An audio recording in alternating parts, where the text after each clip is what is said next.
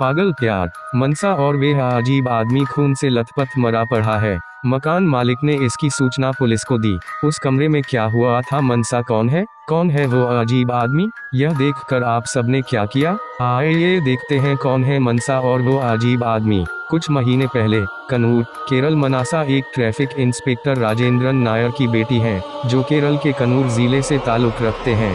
वह house surgeon के रूप में कार्यरत कोठामंगलम के इंदिरा गांधी डेंटल कॉलेज में BDS की पढ़ाई कर रही थीं।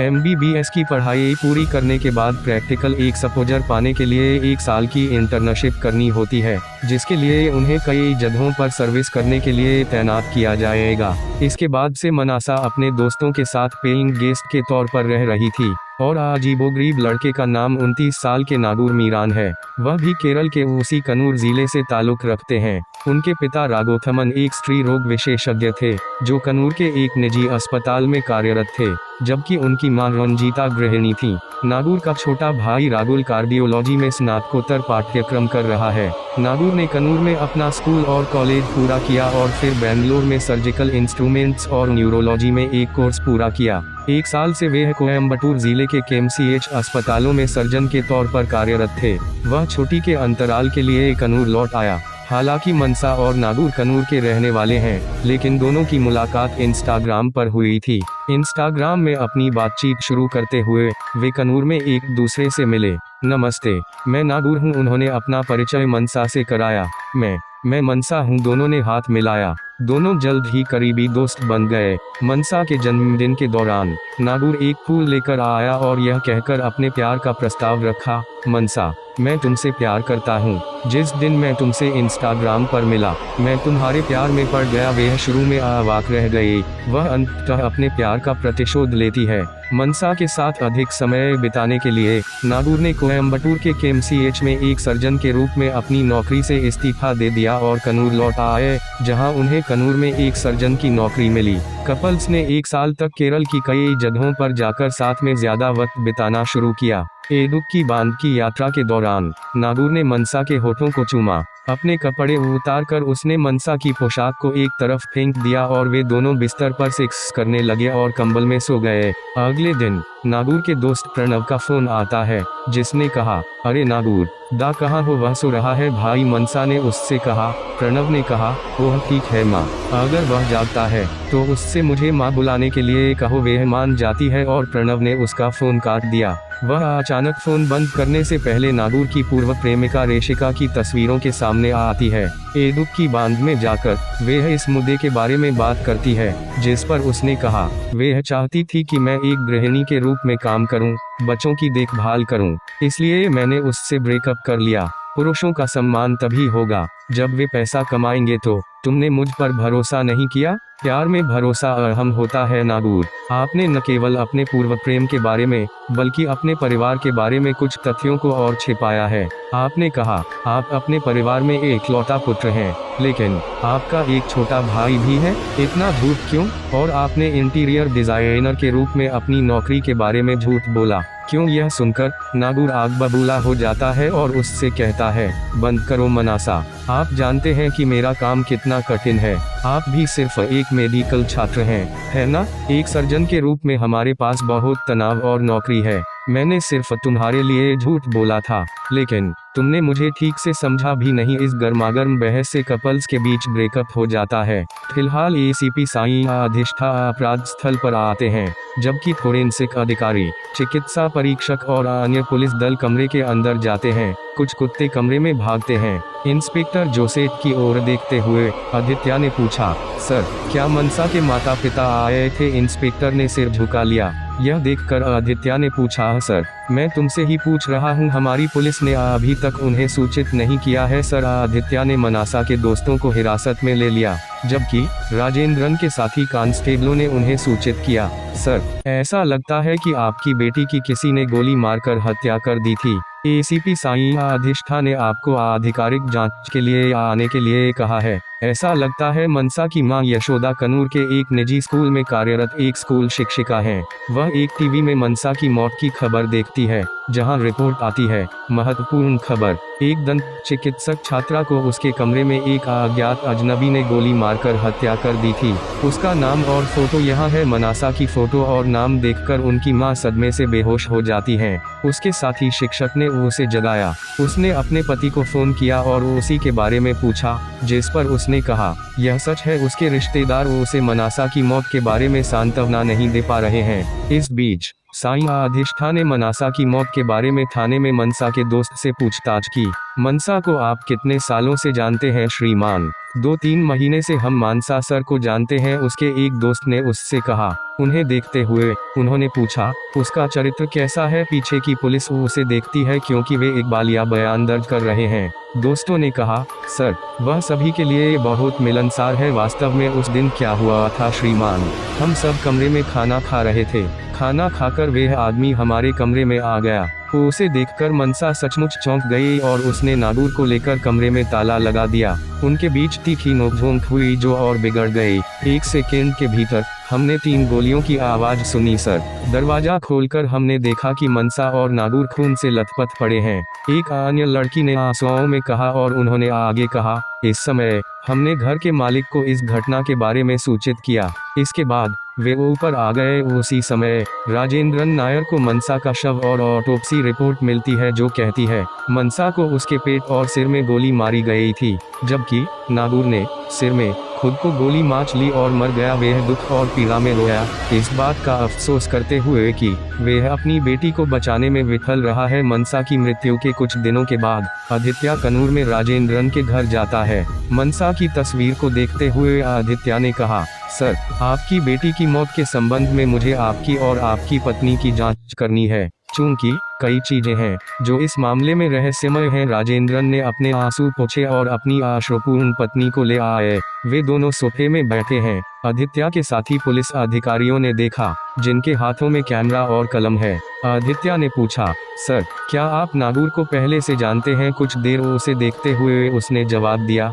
मैं उस आदमी को कैसे भूल सकता था? वह आपकी बेटी को क्यों मारेगा सर? इन दोनों में क्या विवाद है? यह पूछने पर राजेंद्रन ने कहा, सर हम पहले से ही मनासा की मौत से दुखी हैं, कृपया हमसे ये सवाल न पूछें और हमें गले लगा लें। उसकी पत्नी रोई, जिस पर आदित्य ने कोई ध्यान नहीं दिया और कहा, सर कृपया समझे, यह हमारा कर्तव्य है, कृपया हमारे साथ सहयोग करें। उन्होंने राजेंद्रन का हाथ थाम लिया। राजेंद्रन ने कहा, मनसा और नागूर एक दूसरे से 1 साल तक प्यार करते थे और बाद में उनके साथ कई संघर्षों के कारण उनका ब्रेकअप हो जाता है। उन्होंने नागूर और मनासा के बीच ब्रेकअप के बाद जो हुआ उसका खुलासा किया। कुछ महीने पहले नागूर ने व्हाट्सएप चैट और इंस्टाग्राम के जरिए विभिन्न तरीकों से मनसा के साथ सामंजस्य बिठाने की कोशिश की है।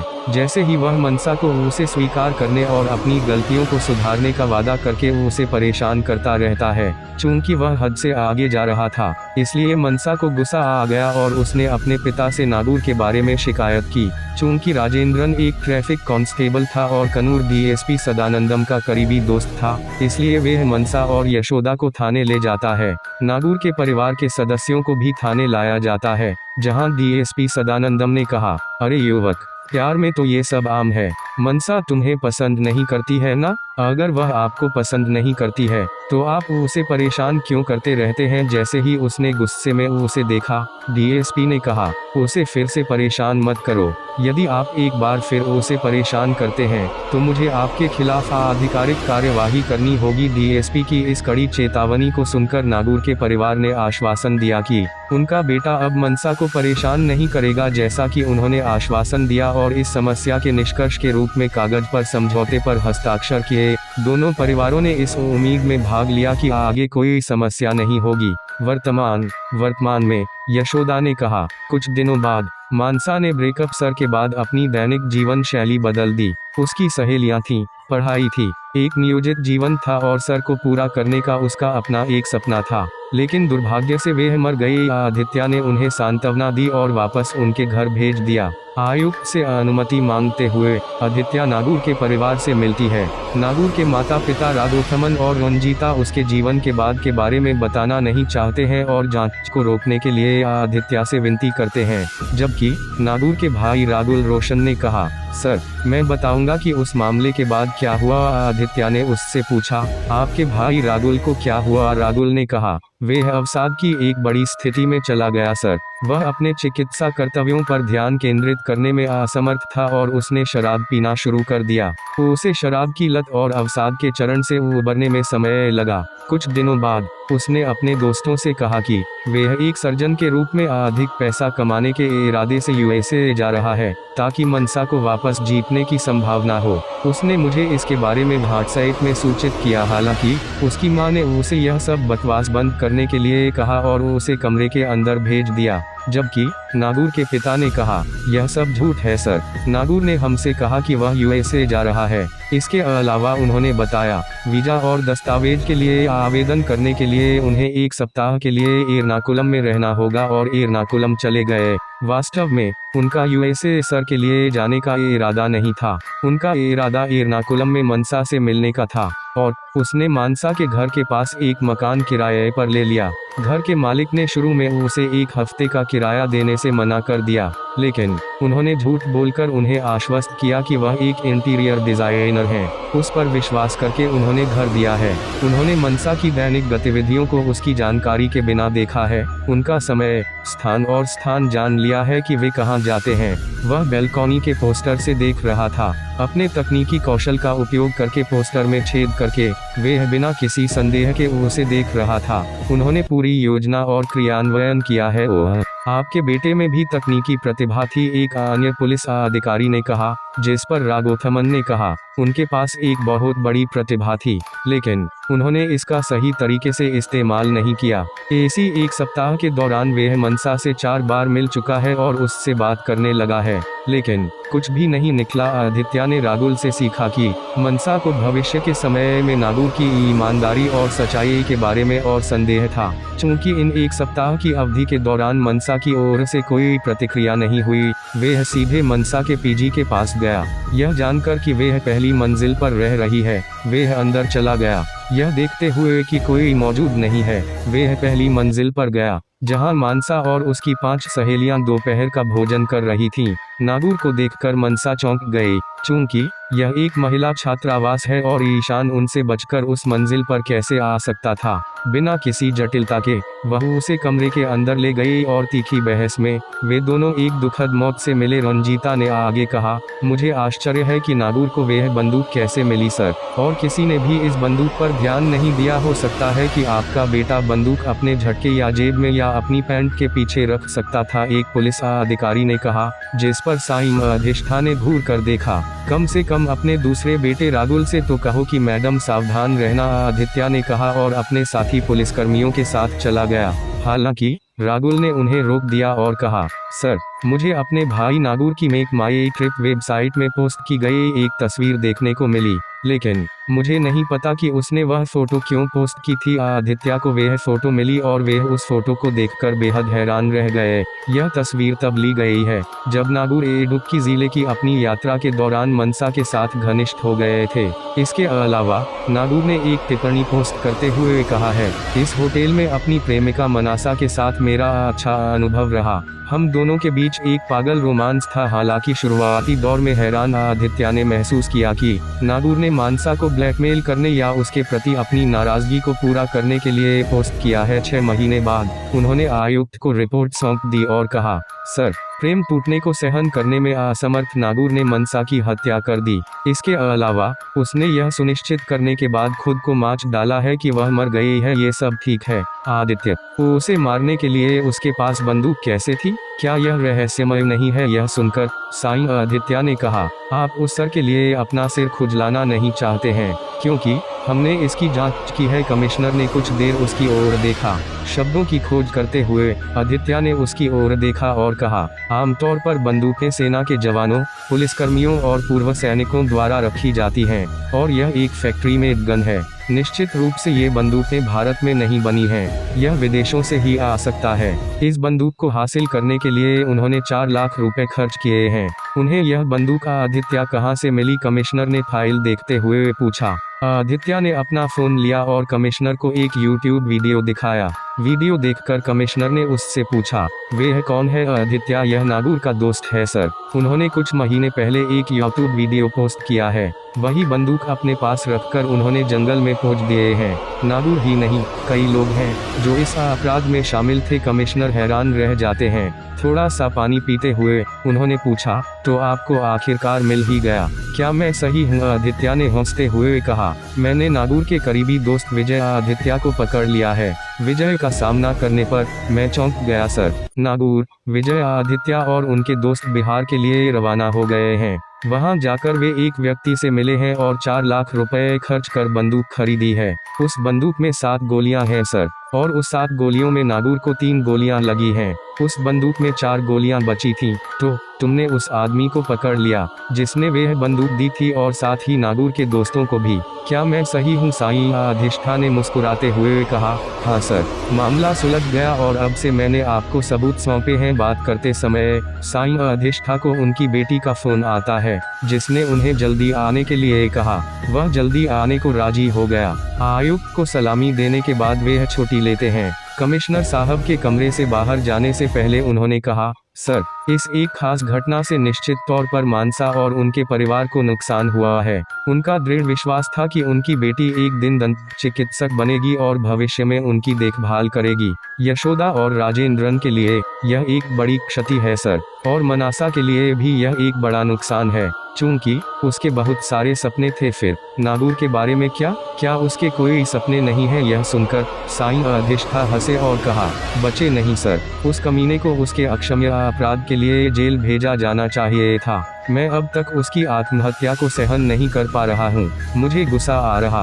उसे आत्महत्या से बड़ी सजा मिलनी चाहिए थी। जैसे ही कमिश्नर ने उसकी ओर देखा, वह कहता रहा, चूंकि उसने यह अपराध भावना में नहीं किया है, उसने मनसा की योजना बनाई और उसकी हत्या कर दी। वह बिहार के लिए गया है और उस बंदूक को पाने के लिए 4 लाख का भुगतान किया है। इसके अलावा उसने उस बंदूक को कई महीनों तक अपने पास रखा है। उसने इस हत्या को आतंकी स्तर पर अंजाम दिया था। लव ब्रेकअप के लिए लड़की की हत्या करना जरूरी नहीं है सर। कमिश्नर की उत्सुकता को देखते हुए आदित्य थोड़ा पानी पीती है और फिर से बैठ जाती है। अब कमिश्नर ने पूछा, तो पागल रोमांस हमेशा जीवन के लिए हानिकारक होता है? सही, बिल्कुल सर। ऐसे में युवाओं को कुछ सीखना होगा। यह वास्तव में कुछ महत्वपूर्ण है।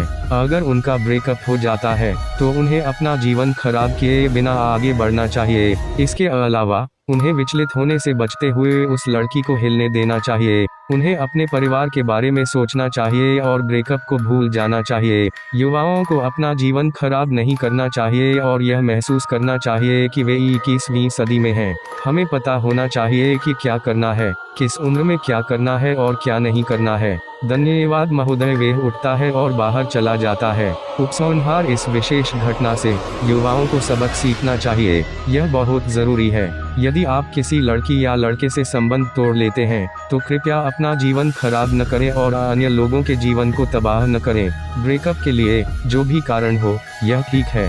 वो लड़की किसी और मर्द के साथ भाग गई है, वो तुम्हें छोड़ गई है, उसने तुम्हें धोखा दिया है या तुमने उसे धोखा दिया है। कृपया इस तथ्य को स्वीकार कर अपने जीवन में आगे बढ़ें। बस अपने माता पिता, परिवार, बहन और भाइयों के बारे में सोचें। तुम्हारी भी एक जान है। अपने जीवन को नष्ट मत करो, चूंकि हम 2021 में हैं। कृपया जाने कि क्या करना है, क्या नहीं करना है। अगर कोई आपको पसंद नहीं करता है तो इसका मतलब है कि वे आपको पसंद नहीं करते हैं। इसलिए सोचिए और फैसला कीजिए। नागूर अपने कार्यों में बहुत भावुक और मूर्ख था। उन्होंने एक साइको की तरह व्यवहार किया। यही इस हत्या का मुख्य कारण था। जब मनसा ने उसे अस्वीकार कर दिया तो उसने 2 बार अपनी गलतियों के बारे में सोचा होगा। जब उसने उसे 3 से अधिक बार खारिज कर दिया तो उसे खुद को दूर करना चाहिए था और इसके बजाय अपना गुस्सा और नाराजगी व्यक्त की थी। प्यार में अपना गुस्सा जाहिर न करें, भले ही प्यार आपको छोड़ दे। दूसरा सबसे महत्वपूर्ण है, जब कोई व्यक्ति प्यार का प्रस्ताव करता है तो उसके प्यार में पड़ने से पहले उसके परिवार और उसके चरित्र के बारे में जांच परख कर लें। भले ही यह 10 साल हो, ठीक है। प्रतीक्षा करें और अपना मैच चुनें। कृपया फेसबुक, इंस्टाग्राम, ट्विटर पर मिलकर अपनी प्रेमिका का फैसला न करें, चूंकि इनमें से अधिकतर प्रेम वास्तविक जीवन में असफल रहे थे। प्यार में पड़ने से पहले एक बार सोच लें।